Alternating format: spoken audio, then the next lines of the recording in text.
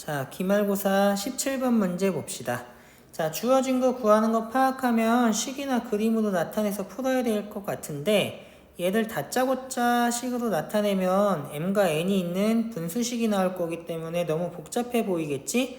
수식으로 생각하는 게 너무 복잡하다면 기하로 생각해 보는 게 좋은 방법이 될 가능성이 높잖아? 그래서 나는 그림을 먼저 그려보는 걸로 할게. 자, 그러면 일단 뭐 직선 정확하게 그릴 필요 없잖아. 사실 이해를 돕기 위한 그림이니까 그냥 A, B를 X축에 평행하다고 생각을 하고 그릴게. 실제로 그렇지는 않지만.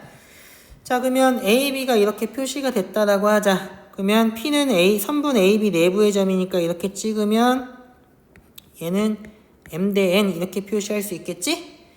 자, 그 다음에 Q는 A, B의 연장선상이 찍어야 되고 얘는 이때 표시를 해주면 M 대 N 이렇게 표시할 수 있겠지? 그리고 식을 세워서 문제를 풀면 될 것 같은데 사실 이렇게 풀면 틀려. 왜 그럴까?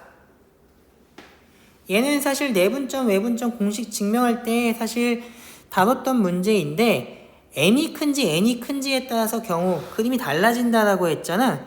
그래서 얘는 사실 어떤 경우에 해당하는 거냐면 m이 n보다 큰 경우에 해당하는 그림이기 때문에 만약에 n이 n보다 큰 경우라면 그림이 이렇게 되지 않고 식이 달라질 수도 있겠지? 그래서 반드시 이렇게 경우를 두 가지로 나눠서 생각을 해야 된다. 그럼 이때의 그림은 어떻게 되는지 한번 생각해 볼까? 자, 여기 a가 있고 b가 있어. 그러면 m이 더 작기 때문에 m 대 n 이런 식으로 돼야 되겠지? P가 아니라, Q가 아니라 여기는 P가 와야 되겠지? 그 N이 더 크기 때문에 Q는 이렇게 A보다 왼쪽에 오는 게 맞겠지? 그래서 요런 그림이 될 것 같아. 이 각각의 경우에 나타내는 식이 달라질 거고, 당연히 M과 N의 값도 달라질 수 있기 때문에 이 경우 나누지 않고 그냥 생각나는 대로 만약에 Q를 B보다 오른쪽에 찍어서 그렸다면 아마 틀리게 될 것 같아. 그래서 요거 되게 조심해야 돼. 그래서 외분점을 생각할 때는 m이 큰지 n이 큰지에 따라서 q의 위치가 완전히 달라질 수 있기 때문에 조심해야 된다는 거 알고 풀면 좋을 것 같아. 자, 그러면 이제 식을 세워야겠지. 그러면 내가 알고 있는 건 뭐니까? AB의 길이가 몇이라는 거 알아? 여기 AB의 길이를 계산하면 2의 제곱 더하기 4의 제곱의 루트니까 2 루트 5가 된다는 거 알겠지? 그럼 얘를 이용해서 문제를 풀어줘야 될 거 아니야? AP의 길이는 어떻게 되나 생각해 볼까? 여기 일단 AP의 길이 구하지 말고 BP랑 AQ부터 구해볼까? 그러면 BP의 길이는 어떻게 되냐? BP 대 내가 알고 있는 건 AB잖아? 그럼 얘는 B가 N 대 M 더하기 N 되겠지? 그러면 BP의 길이는 M 더하기 N분의 N 곱하기 AB의 길이니까 M 더하기 N에 2 루트 5N 이렇게 되겠네. 자, 이해됐니? 그럼 이제 뭐의 길이를 구해야겠어? AQ의 길이를 구해야겠지? AQ의 길이는 어떻게 되냐? 내가 요 부분 이제 쓸모없는 거는 좀 지울게. 요 부분을 지워볼게. 그러면 내가 알고 있는 건 AB고 구하고 싶은 건 AQ잖아? 그럼 A, B가 어떻게 되는지를 생각을 해봐야 되는데 AB에 해당하는 건 M-N이고 그 다음에 AQ에 해당하는 건 M이니까 이렇게 비례식을 세우면 되겠네. 그러면 AQ의 길이는 어떻게 되냐? M 빼기 N분의 2 루트 5의 M 될 것 같아. 그러면 이제 이 조건을 이용해서 식을 세워주면 되겠지? 그러면 BP의 길이는 12분의 5의 AQ라고 했으니까 식이 이렇게 되겠네? 그러면 2루트 5, 2루트 5는 약분하면 되겠지? 그러면 12n에 m 빼기 n에 5에 m 곱하기 m 더하기 n 이렇게 되겠네?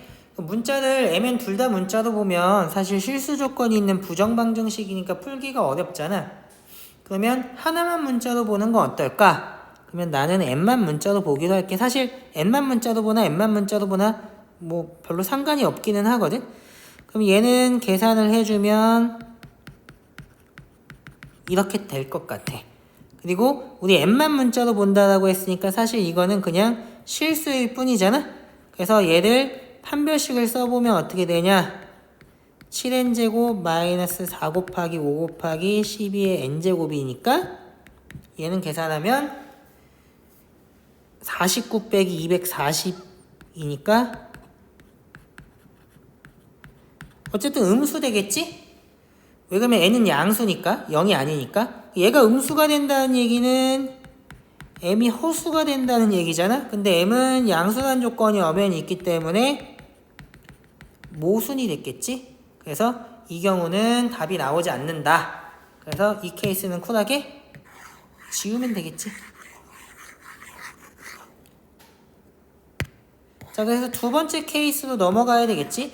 만약에 우리가 이렇게 케이스를 나누지 않고 그냥 Q를 B보다 오른쪽에 찍은 다음에 다짜고짜 계산을 해서 풀려고 했다면 m의 값이 나오지 않으니까 당황하기 쉽겠지. 당황해서 계산을 다시 하고 다시 해도 답이 나오지 않기 때문에 시간만 뺏기고 문제를 못 풀 가능성이 높기 때문에 주의해야 되는 거야. 그래서 항상 이렇게 꼼꼼하게 공부하는 게 실제 시험에서 되게 큰 도움이 되겠지. 자, 그러면 이번에도 문제를 풀어보려고 하면 AB의 길이가 2루트 5라는 걸 이용해서 풀어야 되니까 BP의 길이를 방금 전처럼 생각하면 어떻게 할 수 있냐면 m 더하기 n분의 2루트 5 n이라는 거 아까하고 똑같이 비례식 세워서 풀면 쉽게 할 수 있겠지? 그 다음에 AQ의 길이는 어떻게 되냐? 얘는 조금 계산을 해보는 게 좋을 것 같네. 자, AQ 대 AB는 m 대 n 빼기 m이니까 쟤를 통해서 식을 세워보면 n 빼기 n분의 2루트 5 m이 된다는 사실을 쉽게 알 수 있겠네. 자, 그러면 이번에도 아까 전에 이용했던 이 식을 이용해서 식을 세워주면 되겠지? 그럼 BP는 12분의 5의 n 빼기 m의 2루트 5 m이 된다는 거 똑같이 알 수 있고 약분할 거 약분하고 양변에 12 곱하고 뭐 n 플러스 n 막 이런 거 곱해서 계산하면 12n에 n 빼기 m 이렇게 될 거고 5에 m 곱하기 m 더하기 n 이렇게 되겠지? 그러면 마찬가지로 얘도 m만 문자로 생각하고 식을 정리를 해주면 얘는 17nm 마이너스 12의 n제곱은 0 이렇게 되겠네. 그러면 얘는 인수분해가 되는지를 봐줘야겠지? 그러면 인수분해가 되나? 얘는 마이너스 3n 플러스 4n 이렇게 인수분해가 되겠지? 근데 m과 n이 둘 다 양수라고 했으니까 얘가 0이 될 리가 없고 당연히 n이 3분 n이라고 하지 말고 m을 기준으로 놔줘야겠지. m만 문자로 봤으니까 그래도 m이 5분의 3 n이라고 하면 될 것 같아. 그러면 이 조건도 만족된다는 거 쉽게 알 수 있겠지? 자, 근데 이제 우리가 구하는 건 뭐였냐면 PQ의 길이였으니까 이제 걔만 식으로 써보면 되겠지. 그러면 PQ의 길이는 AP 더하기 AQ라고 생각해주면 되겠지? 그러면 AP는 어떻게 구하냐? 얘도 아까랑 했던 거랑 똑같이 구하면 되는데 얘는 이렇게 되겠지? 그러면 여기다가 아까 전에 구해놓은 AQ를 더하기만 하면 되겠네?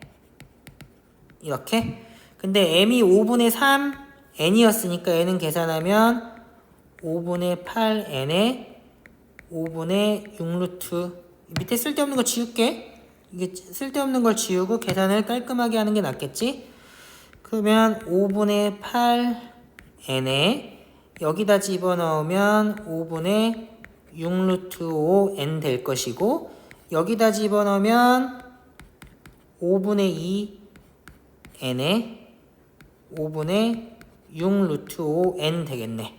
그러면 뭐 약분할 거 약분하고 계산하면 되겠지. 이렇게 지우고 얘도 지우고 얘도 지우면 어떻게 되나? 그러면 4분의 3 루트 5 더하기 3 루트 5 이렇게 되나? 그러면 4분의 15 루트 5 되겠네. 그러면 PQ가 서로소인 자연수라고 했으니까 얘가 P가 되고 얘가 Q가 되겠지? 그래서 P 더하기 Q는 19가 되겠다. 자, 이해됐니? 아까도 설명을 했지만 이게 그냥 생각나는 대로 문제를 풀면 어떻게 될 수 있다? Q를 B보다 오른쪽에 찍어놓고 계산을 해서 답이 나오지 않을 때 계산을 잘못한 줄 알고 다시 계산하고 다시 계산하고 또 다시 계산하면 답을 구하지 못하고 시간만 뺏기겠지?